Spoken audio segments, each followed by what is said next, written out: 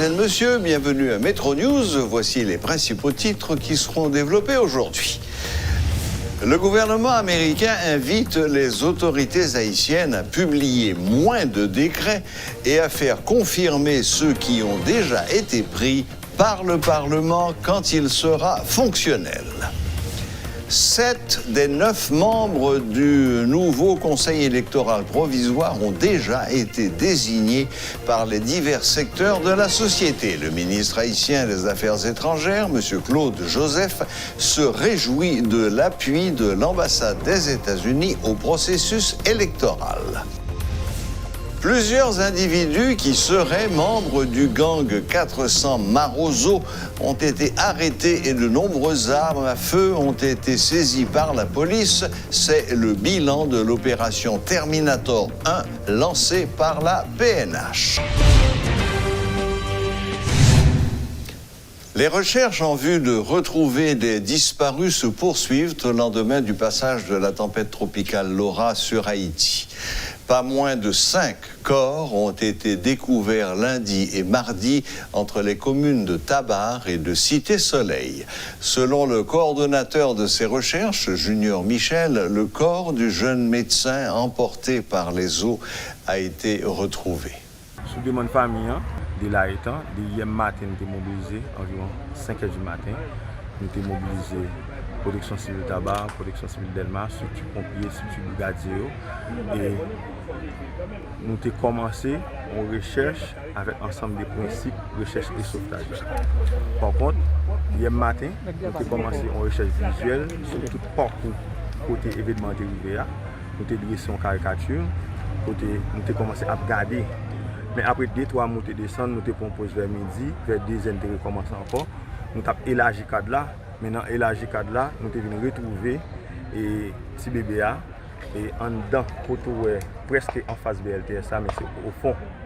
Dans monter descendre, comme hier, ici, il y a tellement de l'eau, nous ne sommes pas capables de voir si un cadavre là, mais nous sommes dans la cour, pendant que l'eau a commencé à baisser, nous avons sauté dehors, nous avons dit un cadavre dans la cour, et puis l'elle est venue, nous avons relé et famille, et puis le docteur Vincent venu, effectivement, il y a une robe qui était ce matin, c'est lui. Nous avons retrouvé 4 à 5 autres corps, de hier à aujourd'hui. Parce que plus 2 corps individuels, c'est des jeunes garçons. Un corps, un petit monde qui mourent, nous venons de jouer dans le bassin. Et puis ensuite, Borita, Bolok Beza, nous venons encore. Et un corps qui aurait découvert là encore. Dans ce sens, chaque monde dit nous découvrir. Oui, environ des tabacs, des parties, ça y est, c'était sur les mais nous devons regarder parce que nous connaissons suite à de l'eau ça. Qui sorti, côté le sorti, il passe là, il tombe dans une rivière grise, nous disons c'est sûr et certain, il doit arriver à porter à l'embarras. Donc pour tabac, nous jouons quoi ça, plus l'autre corps. 2 corps, plus environ 5 à 6 corps. Au total, pour tabac. Les États-Unis invitent les autorités haïtiennes à publier moins de décrets et à faire confirmer ceux qui ont déjà été pris par le Parlement quand il sera fonctionnel. Dans un message publié sur le compte Twitter de l'ambassade des États-Unis en Haïti, les autorités américaines invitent les responsables haïtiens à se concentrer sur des questions de vie, de santé et de sécurité jusqu'au rétablissement du Parlement. Le ministre haïtien des Affaires étrangères, M. Claude Joseph, se réjouit de l'appui de l'ambassade des États-Unis au processus électoral. Le chancelier a fait remarquer que le chef de l'État s'évertue depuis plusieurs semaines à former le Conseil électoral provisoire. 7 membres sur 9 ont déjà été désignés par les divers secteurs de la société. Les États-Unis partagent avec nous l'idée d'organiser les élections le plus rapidement possible, a dit le ministre Joseph, rappelant que la démarche consiste à former le CEP, ensuite promulguer un décret pour déterminer le calendrier et les activités électorales. La présidente du parti Fusion des sociaux-démocrates progressistes continue de rappeler que le mandat du président Jovenel Moïse prendra fin le 7 février 2021. Madame Bozil a fait savoir que la démarche du président visant à constituer un nouveau conseil électoral provisoire n'aboutira pas. Elle a fait remarquer que le chef de l'État a commis de nombreuses fautes graves depuis son arrivée au pouvoir. Le président Jovenel Moïse a pris de mauvaises habitudes qui font courir des risques énormes à notre pays. Notamment, il abreuve en permanence le peuple haïtien de fausses promesses. Il prend de dangereuses libertés avec la Constitution et avec les lois de la République. Un président démocrate et responsable n'a pas le droit de faire ces choses-là. Les fausses promesses et les mensonges d'État ne peuvent que nuire à la crédibilité de la fonction présidentielle. Électricité 24/24, de l'argent dans nos poches, de la nourriture dans nos assiettes, la sécurité, la lutte contre la corruption, un téléphérique entre la ville du Cap et la citadelle, une mairie moderne pour cette ville. Autant de mensonges qui font que le président n'a pas osé se rendre au Cap haïtien pour marquer le 350e anniversaire de la fondation de la ville. Les Capoises et les Capois l'auraient certainement conspué, chahuté et chassé de leur fière cité. La liste des promesses non tenues est longue, mais nous voulons aujourd'hui insister davantage sur les multiples violations de la Constitution dont s'est rendu coupable le président. Élections multiples non tenues, promulgation de décrets inconstitutionnels, volonté de toucher à la Constitution, tentative de constituer un conseil électoral provisoire en violation des prescrits constitutionnels, attaque contre les syndicalistes, persécution politique d'opposants, tolérance envers les gangs armés et la corruption, prétention de prolonger le mandat présidentiel. L'article 150 de la Constitution est formel. Le président n'a d'autre pouvoir que ceux que lui attribue la Constitution. L'article 136 lui impose le devoir de veiller au respect et à l'exécution de la Constitution et à la stabilité des institutions. Depuis son accession à la tête de l'État, il s'est évertué à violer systématiquement la charte fondamentale, base du fonctionnement démocratique de l'État. Des banques commerciales sont pénalisées par la BRH pour non-respect de la régulation de la Banque centrale. Le gouvernement de la Banque de la République d'Haïti, Jean Baden-Dubois, a confirmé la nouvelle ce mercredi lors d'une conférence de presse au local de la banque. Affirmant que les raisons des pénalités sont différentes pour chacune des banques, M. Dubois n'a pas voulu révéler la nature de ces raisons. Mais il faut comprendre que les banques centrales sont régulateurs et que les banques, les maisons de transfert, les agents de change et maintenant les microfinances, c'est des régulés que oui. Et réguler gagne des devoirs tout.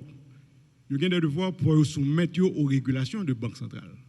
De même que le régulateur là, lui-même tout, il a des devoirs et il est obligé d'assurer que les dispositions réglementaires que les dictés que respectent.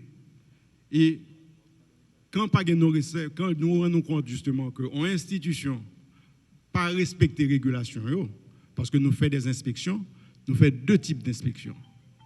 Nous faisons une inspection sur place, c'est l'inspecteur nous déplacé, il y a dans l'institution financière là.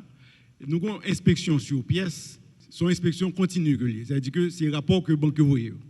Et si nous remarquons que il y a des régulations, que ce soit par rapport à fonds propres ou bien par rapport à, on a parlé de change, par rapport à position de change, etc., ou bien liquidité, oui, à ce moment-là, s'il n'a pas respecté, il y a pénalisé. En fait, il y a deux banques qui prennent pénalité pour des raisons différentes. Il y en a dans c'est Unibank, que nous pénalisons pour 865,4 millions de gouttes. et on l'autre banque, Capital Bank, que nous pénalisons pour à peu près 4 millions de gouttes, à peu près 3,9 millions de gouttes. Nous pénalisons en fait presque toutes les banques passent en pénalité déjà dans le coût de Banque centrale. Non, il n'y a pas aucun impact sur le client puisque c'est en question de respect de normes ou bien de régulation édictées par la Banque centrale. Et certainement, toute institution qui est régulée par la Banque centrale, connaît que la Banque centrale les met en régulation, sous pas respecter lui, gain des conséquences et des pénalités qui arrivent sous lui. L'opération policière Terminator 1, lancée récemment par la police nationale, continue de donner de bons résultats. Selon ce qu'a fait savoir le porte-parole adjoint de l'institution, Gary Desrosiers, plusieurs individus qui seraient membres du gang 400 Marozo ont été arrêtés et de nombreuses armes à feu ont été saisies par la police. Il y a une cinquantaine de monde qui sont déjà arrêtés. Et au niveau département de l'Ouest et l'autre côté, il y a 7 véhicules qui sont confisqués, il y a 5 chaloupes qui sont saisies, il y a 26 armes qui sont confisquées, il y a 228 396 cartouches de tout calibre qui sont saisies, il y a 1324 kg 245 millièmes de marijuana. Il y a 25 présumés bandits qui à la recherche. Il y a tout 4 présumés bandits qui sont stoppés au niveau Port-au-Prince par la police lors du champ de tir. Il y a 2 présumés qui sont stoppés sous l'aéroport au niveau d'Elma. DCPJ arrêté. Bois droite T Junior, qui c'est chef gang La Saline. Grélé Mackinson Michel. Et j'en nous dis, c'est bois droite, monsieur. Et vrai nom T Junior, c'est Serge Renel ou Serge Junior. Et ça fait que le T Junior. Monsieur tout l'activement recherché. Il était en possession d'un pistolet de calibre 9 mm et reproché monsieur tout pour implication dans massacre qui était fait dans la zone La Saline en novembre 2018. Mackinson Michel, bois droite T Junior, chef de gang qui a recherché dans le cas d'affaire ça. Le 17 août 2020, DCPJ arrêté à Clercine, boulevard Toussaint Louverture, policier Casimir Charion pour implication présumée dans actes assassinat, tentative d'assassinat, incendie criminel, parce qu'il y a plusieurs véhicules qui dans mairie tabac, qui incendiés, et pour acte de vandalisme. Il y a tout l'autre 2 policiers tout qui arrêté tout dans le cadre homicide. C'est policier Billy Métil, policier Canol Marcelin. Pour le moment, il y a un isolement au niveau de l'inspection générale, mais DCPJ est interpellé pour implication présumée dans la mort policier Hubert Mantou. N'a pas rappelé, ça est arrivé dans la zone sans fil. La Direction nationale d'eau potable et d'assainissement d'INEPA entend améliorer ses services de distribution. L'annonce en a été faite par le directeur général de la DINEPA, Guito Edouard. Une augmentation de la production ou une réalimentation sera constatée dans les prochains mois dans plusieurs zones de la capitale et notamment à Vivi-Michel, Frères, Tabar et Pernier. 4 millions d'habitants seront bénéficiaires d'un projet financé par la Banque interaméricaine de développement, la BID, à hauteur de 65 millions de dollars sur une période de 5 ans, précise le numéro 1 de l'institution. Suivez ce reportage de Rudolphe Pierre-Louis. La Direction nationale d'eau potable et d'assainissement veut enfin jouer son rôle. À travers un programme approuvé par le conseil d'administration de la Banque interaméricaine de développement à Washington, l'institution entend améliorer la distribution de l'eau dans plusieurs zones de la capitale. Guito Edouard, directeur général de la DINEPA, a un plan, son nom de code, Port-au-Prince 3. Dans les prochains mois, Moun Vivi Michel, Saute Vivi Michel, Passé Publin, Tombé Djumbala, continuer sur route frère, virer Vivi Michel, bon commissariat, et puis pour aller monter dans le réservoir là, tout travaux ça va le fait, tout le monde ça va gagner de l'eau. Et Jean Di n'est pas toujours fait selon les règles de l'art, technique et procédural, eh bien, travaux ça va le fait. Ce projet financé par la BID à hauteur de 65 millions de dollars doit s'étaler sur une période de 5 ans, soit de 2017 à 2022. Entre décembre 2018 et décembre 2019, plus de 4 millions de dollars ont été décaissés, puis 17 millions après, soit 26,57% au total. 47 millions de dollars sont encore en attente. Les montants déjà débloqués permettront une augmentation de la production ou une réalimentation, poursuit M. Edouard. Le plus gros du boulot est déjà réalisé avec forage que nous gagnons dans Noailles, quoi des bouquets, qui passent en bas rivière grise à travers un tunnel, eh bien, qui tombait au niveau de Pernier, qui rivait dans Trabar 68 pour tomber dans le réservoir qui a 90% d'achèvement. Gros moment tuyau passé, ça veut dire que toute zone ça yo pral wè nan jour k'ap vini yo, eh bien toute zone ça yo pral bénéficier ou bien de augmentation de la production ou bien de yon réalimentation de zone ça yo.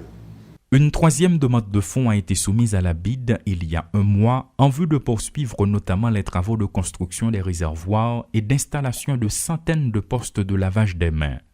4 millions d'Haïtiens devraient bénéficier de ce programme qui vise également les sections communales du département de l'Ouest, explique son coordonnateur Michel Joens Martial. Traitement apprend et réponse apprend tout. Il faut que toute bagaille conforme aux politiques de la banque pour que justement nous capables de recevoir une troisième avance de fonds que nous avons demandé banque déjà depuis un mois. Donc, pour moi, aller dans le même sens avec DGA, relation de confiance, nous-mêmes dans la population, faire dîner pas confiance, crédit ça, que relation avec banque là, c'est lui-même qui aide nous à réaliser tout ça qu'a fait dans dîner pas actuellement, que c'est dans Port-au-Prince, que c'est dans le Nord, relation de confiance ça fait nous crédit, nous-mêmes nous pas craser. Parce que à 96% et plus, nous dépendons de financement bailleurs de fonds, notamment la BID.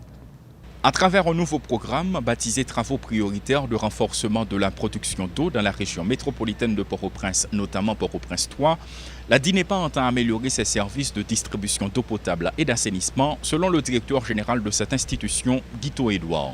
Soulignant toutefois que la disponibilité de l'eau dans les institutions scolaires, que ce soit dans la sphère publique ou privée, demeure un sujet de grande préoccupation pour les directeurs d'école qui sont tenus de respecter dans le protocole sanitaire élaboré par le ministère de l'Éducation nationale le lavage des mains. Paul Léel et Rudolph Pierre-Louis pour TD Métropole. La protection de l'enfance revêt une importance capitale en toutes circonstances, y compris en temps de coronavirus, selon les spécialistes de la World Vision.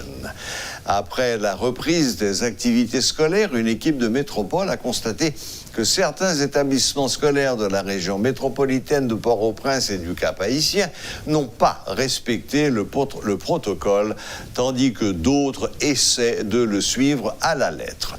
Interrogés par Métropole, Fedora, Louis et Villers, petits frères, rappellent l'accompagnement de la World Vision à cet effet et promettent d'agir en conséquence. Suivez ce reportage de Jean-Jules Desaugustes. La protection de l'enfance fait référence à la prévention et à la réponse face aux situations d'abus, de violence, d'exploitation, de négligence dont sont victimes les enfants. Protéger les enfants, c'est lutter pour le respect de leurs droits. Déjà, il y a quelques semaines depuis que les établissements scolaires ont réouvert leurs portes pour accueillir les enfants après 4 mois de fermeture pour cause de Covid-19 sur Haïti. Mais en cette période de crise sanitaire, s'il faut parler de la protection de l'enfance, la charge devient encore plus lourde que cela devrait l'être en temps normal. Et ce sont les spécialistes en protection de l'enfance au sein de l'organisation World Vision Haïti, Fedora Pierre-Louis et Verline Petit-Frère qui en parlent. Les données qui résultent de précédentes études liées aux conséquences d'une épidémie ou bien aux conséquences d'une crise montrent que, en temps de crise, les risques de protection augmentent.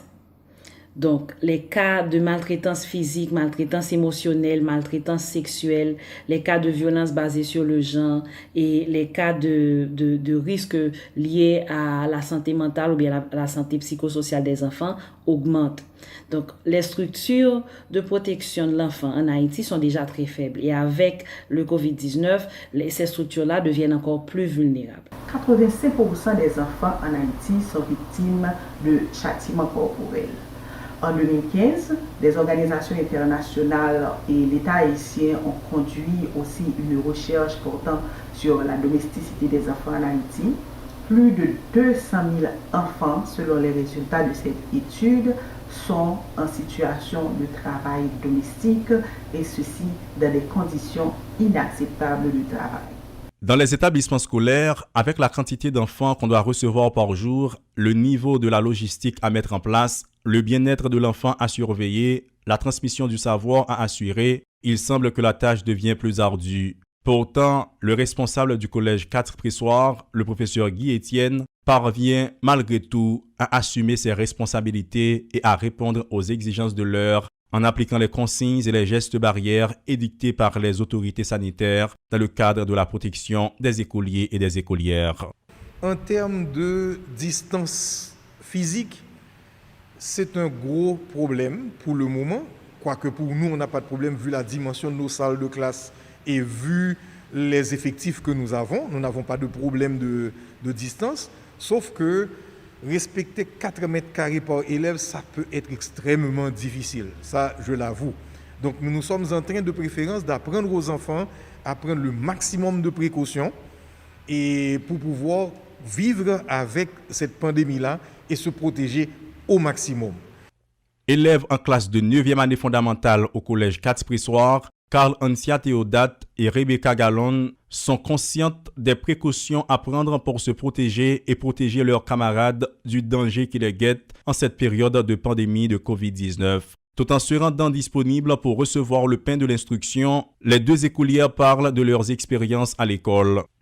Là, il y a les récréations, on prend nos distances parce qu'il le faut. Avec le coronavirus, on ne peut pas se permettre de s'infecter et d'infecter les autres aussi, parce qu'il faut se protéger, mais surtout protéger les autres.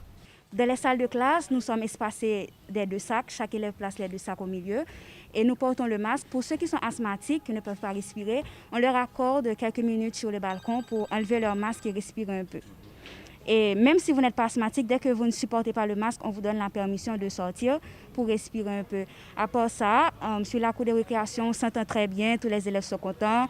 Comme si on vit, on partage toujours les mêmes émotions, mais un peu à distance. Mais la situation semble différente d'un établissement scolaire à l'autre ou d'une région à l'autre. C'est le cas pour le lycée national Philippe Guerrier, une école située au Cap-Haïtien. Selon le directeur de cette institution scolaire, même s'il y a beaucoup de mesures à prendre pour protéger les enfants d'une potentielle propagation liée à la pandémie de coronavirus, l'effectif d'élèves que reçoit ce lycée par salle de classe constitue une épine dans la chair des responsables qui se battent, en dépit de tout, pour faire respecter les mesures sanitaires à l'intérieur de cet établissement scolaire. Parce que l'on considère les salles de classe lycée national Philippe Guerrier qui sont assez grandes, mais c'est des salles de classe qui gagnent environ 90-100 élèves. Donc là, nous venons diviser les salles de classe en 2.